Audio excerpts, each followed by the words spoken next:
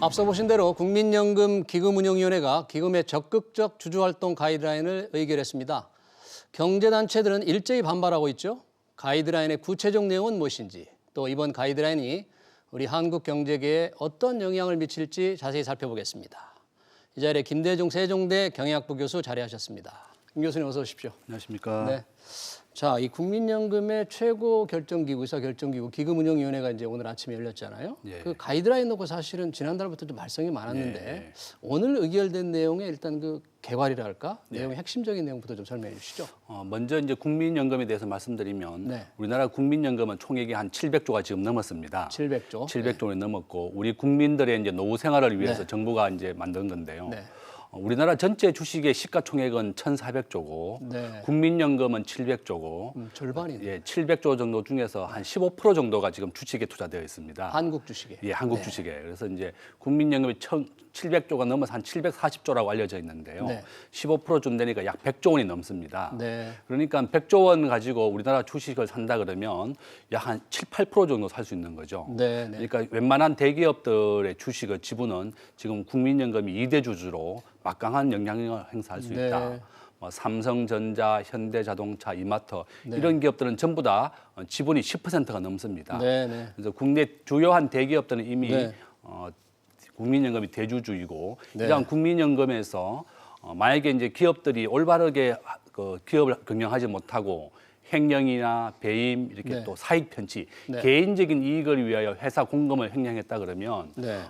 이사를 해임할 수 있는 권한을 이번에 만들자. 이사를 해임할 수 이사를 있는- 해임할 수 있다는 거죠. 네. 그래서 주주 제한을 해서 이번에 주요 2대 주주로서 국민연금이 스튜어디십 코드, 그러니까 이제 우리가 국민연금이 가지고 있는 이 주식 지분을 가지고 적극적인 주주권을 행사해서 이사를 해임하고 정관을 변경하고 네. 기업 경영에 적극적인 참여를 하겠다.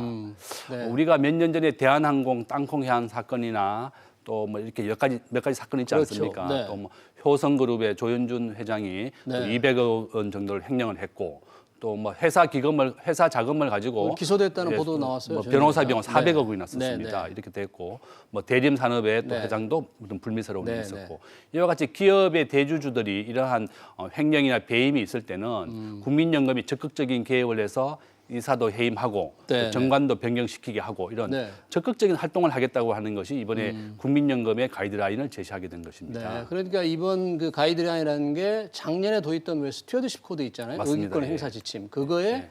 구체적인 실행 지침이겠군요. 예, 맞습니다. 네. 정부가 이때까지 이제 우리나라 모든 이제 국민연금에서는 네. 적극적인 주주권을 행사하지 않았는데 네. 그 3년 전에 있었던 대한항공 그 땅콩해양 사건을 하면서 국민들의 공분을 일으킨 겁니다. 네. 국민연금이 대한항공의 대주주인데 왜 네. 이렇게 적극적으로 활동을 하지 않느냐? 네, 네. 이렇게 경영권을 좀 참여해서 네. 이러한 그 사회적인 공분을 일으키고 국민이 만들어준 돈으로 국민연금이 2대 주주인데 네. 대한항공이 좀 올바르게 경영을 하고 네, 네. 또 국민의 공분을 일으키는 기업에 대해서는 좀 제재를 가해라. 이런 것 때문에 갑자기 이제 우리가 네. 적극적인 개입을 하게 된 겁니다. 김 교수님 지금 보니까 국민연금이 2대 주주인 상장기업 수가 150개더라고요. 맞습니다. 그래서 네. 아까 말씀드린 것 같이 우리나라 전체 네. 주식장이 1,400조인데 예, 예. 100조 원 정도를 투자하고 있으니까 예. 만약에 산술적으로 봐도 네. 상당한 기업들이 전부 다 웬만한 네. 기업은 전부 다 우량한 기업만 투자해야 되니까요. 네. 국민연금이. 그런데 오늘 이제 의결한 내용 중에서 횡령 배임이나 이런 경영진의 사익 편취 말고도 또 뭐 배당이라든지 또 높은 임금 이런 부분에 대해서 적극적 주주 활동을 할 수 있게 되어 있는데 그 대상을 조금 더 이거 말고 또 있지 않습니까? 예, 네. 맞습니다. 뭐 네. 기업이 네. 일반 그 배당 정책에 대해서 네. 올바르지 못하고 그런데 저는 또 이렇게 문제가 있는 것이 네. 우리나라 활동 범위가 지금 이제 화면에 나오는데. 우리나라 네. 기업들이 네. 배당을 많이 해주는 게 좋은 기업이냐 또 그렇지는 않습니다. 삼성전자는 오너가 직접 경영을 하고 우리나라 네. 대기업이 삼성전자를 키워왔는데요. 네. 외국인들은 전문 경영인이 하고 네. 삼성전자는 우리나라의 대주주가 경영을 했지 않습니까? 그렇지만 삼성전자는 반도체는 수십조 원을 투자하고 장기적인 투자를 해야 되기 그렇죠. 때문에 단기적인 경영 성과를 올려야 하는 전문 경영인과 입장이 다릅니다. 네, 네. 그래서 삼성전자가 세계 최고의 메모리 반도체 된 기업이 된 네. 이유는 오너가 10년, 20년을 내다보고 수십조 원을 투자한 겁니다. 네, 네. 그래서 미국의 전문 경영인들은 단기적인 배당을 올리고 주가를 올려야지 본인이 2년마다 경영 성과를 인정받아서 연임을 하지만 네. 삼성의 오너는 수십 년간을 내다보고 직접적인 투자도 하고 연구개발에 지속적인 투자를 했기 네. 때문에 오늘의 삼성과 같은 네, 대기업을 네. 만든 겁니다. 그런데 예. 지금 오늘 가이드라인 중에서 적극적으로 주주 활동을 해야 되는 것 중에서 지나치게 기업의 배당이 낮을 경우에는 적극적 주주 활동을 해라 이런 거잖아요. 그런데 그러니까 삼성전자 같이 배당을 좀 조금 하더라도 미래 투자로 해서 돈을 남겨놓는 기업의 경우에는 결국 주주권이 보면 국민연금과 삼성전자의 갈등이 예상될 수 있죠. 그래서 저도 이제 우려되는 게 네. 단기적인 투자를 목적으로 한다면 배당을 많이 하고 네. 주가를 올리는 애플이나 미국 기업이 네. 되겠지만 네. 삼성과 같이 수십조 원의 반도체 연구 개발을 해야 되는 기업들은 배당을 작게 하는 것보다도 주가를 올리는 것이 주주에게 훨씬 낫습니다. 네. 삼성전자는 제가 1994년도에 대학을 졸업하고 정권회사에 근무했을 때 네. 그때 종합주가지수가 1000포인트를 찍었어요. 1000포인트. 근데 네. 지난 20년 동안 겨우 주가는 종합주가지수는 2000이니까 두 배밖에 안 오른 겁니다. 네. 당시 삼성전자 주가는 얼마예요? 삼성전자는 그 당시 3만 원이었으니까 3만 원. 네. 100배가 오른 겁니다. 네. 엄마 아파트가 그 당시에 2억이었으니까 네. 11배가 올랐고요. 22억이고. 네. 삼성전자가 삼성은 100배가 가장 올랐죠. 좋은 투자 수단인데. 맞습니다. 네. 그러니까 이제 결론은 네. 배당을 많이 하고 적극적인 주주권 네. 행사를 하는 것보다는 네. 기업이 장기적인 성장을 하고 연구 개발을 지속적으로 해서 네. 국내 대기업으로서 더 크게 하는 것도 정말 좋은 정책이다. 네. 그러니까 정부가 적극적인 개입을 하는 건 정말 좋지만 배당이라든지 기업의 네. 경영에 참여해서 하는 것은 올바르지 못하고 네. 자율권을 주어서 기업이 장기적인 성장을 하는 것도 좋다. 네, 그렇죠. 알겠습니다. 뭐 사마다 다르겠지만 네. 그래서 좀 정부가 판단할 때 스튜어디십 코드를 실행할 때 좀 눈여겨봐야 될 대목이다. 이렇게 말씀드릴 수 있습니다. 그런데 이게 원래 가이드라인이 지난달 말에 발표되려다가 조금 진통이 있었잖아요. 맞습니다. 예. 그때 발표하려 했던 내용과 오늘 발표된 내용에 조금 달라진 게 있습니까? 맞습니다. 네. 기업자의 경영자 네. 입장에서는 말씀하신 것 같이 배당 정책이라든지 네. 정부가 자의적으로 이렇게 네.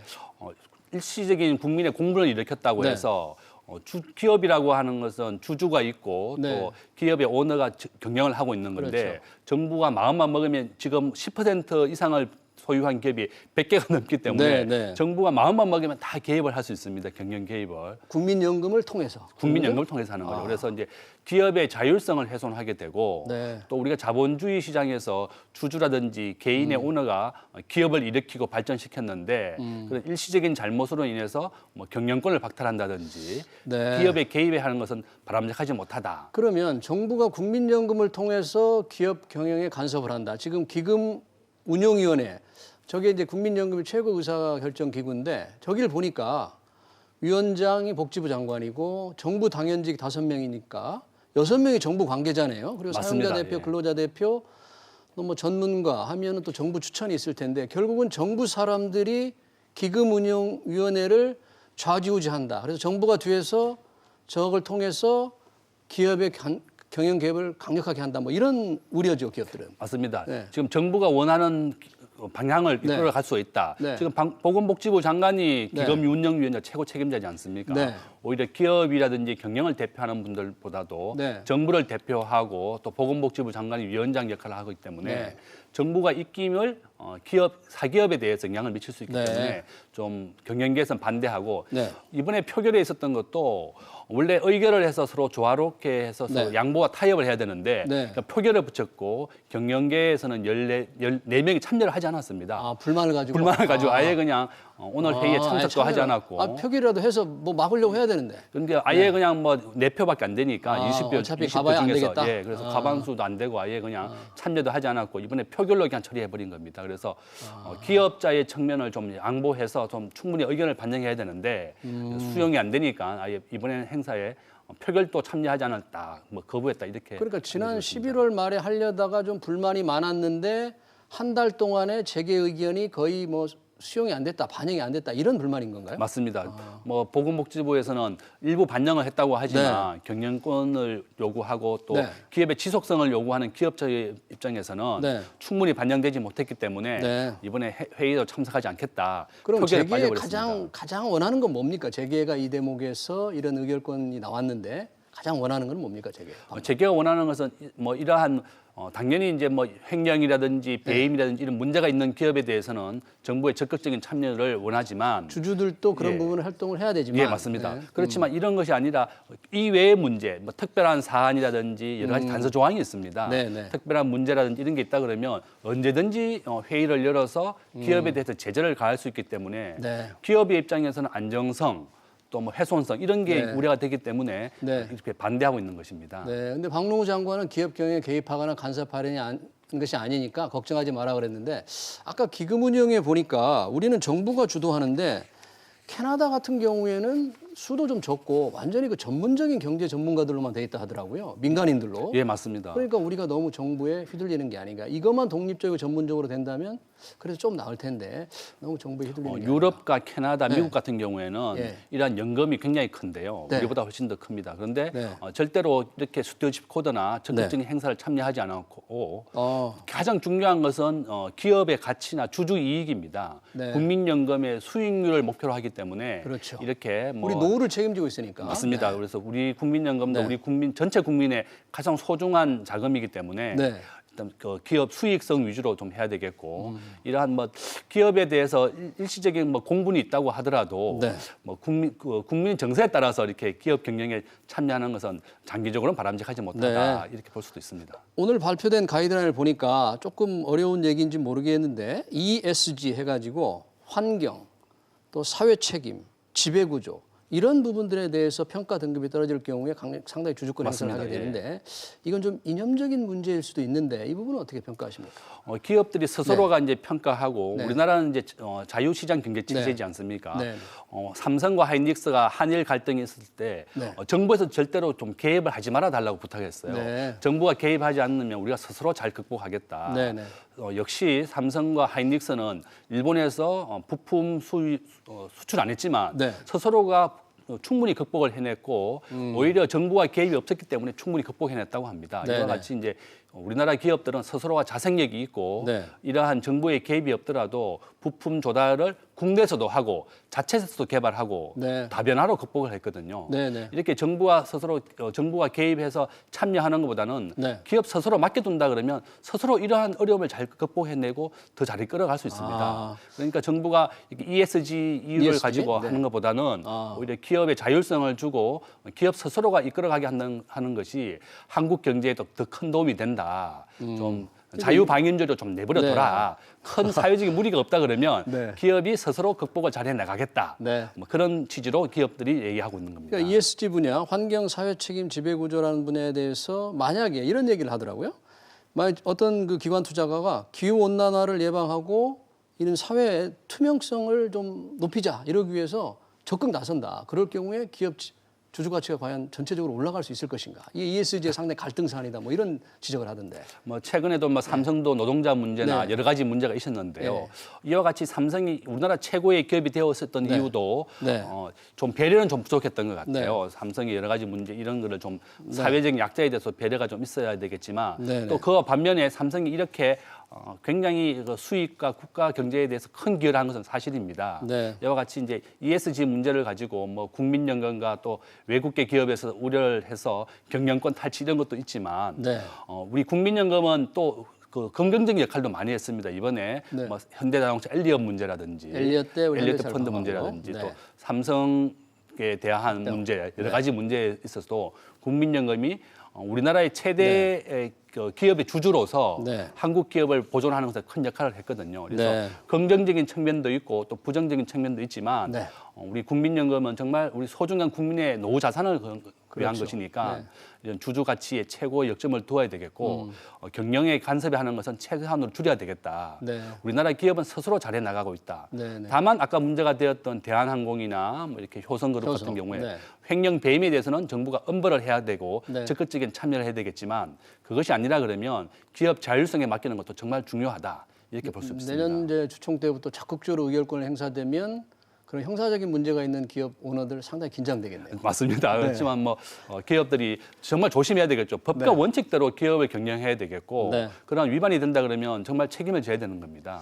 그럼요, 김 교수님 마지막으로 이렇게 되면은 우리 주주 가치가 이제 올라간다. 그래서 한국의 뭐 디스카운트, 기업의 디스카운트가 좀 줄어든다.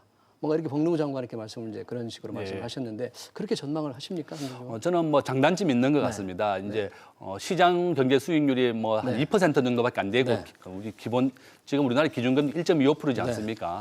아까 앞에서 말씀드린 것 같이 지난 20년, 30년 동안 우리나라 종합주가지수는 겨우 2배밖에 안 올랐습니다.